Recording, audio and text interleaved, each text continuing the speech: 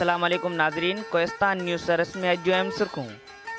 मलक सिकंदर खान जूनियर ऐं मलक अहमद खान पारां थाणो बुलाखान में मुख़्तलिफ़ बिरादरियुनि सां तेज़ियतूं कयूं। मलक सिकंदर खान जूनियर थाणो बुलाखान में अल्लाह वसायो ख़ासि केले सां संदसि घरवारी, रजब कोरी सां संदसि वालिद, शबीर कोरी ऐं ॻोठु गाजी शाह जे फ़क़ीर में मास्तर मिठल सिराई जी घरवारी ऐं सैफल सिराई जे चाचे पुनू सिराई जी वफ़ात ते पोयरनि सां तेज़ियत कई। कोहिस्तान जे ॻोठु मेंढा पालारी जे रहवासी पोरियत मुंदर पालारी कोरोना जी बीमारी सबबि दुबईअ में फोत थी वियो, जंहिंजी तदफ़ीन दुबईअ में कई हुई, जॾहिं त संदसि तॾो ॻोठु मेंढा पालारीअ में विछायो। मोटरवे ते लुणीकोट थाणे जी हद पाकिस्तान होटल वटि ट्रक ऐं टालर में टक्कर जे नतीजे में 4 ॼणा साजिद, अहमद, शहज़ाद ऐं असलम ज़ख़्मी थी पिया, जिन खे नूरियाबाद जे ट्रामा सेंटर मुंतक़िल कयो वियो।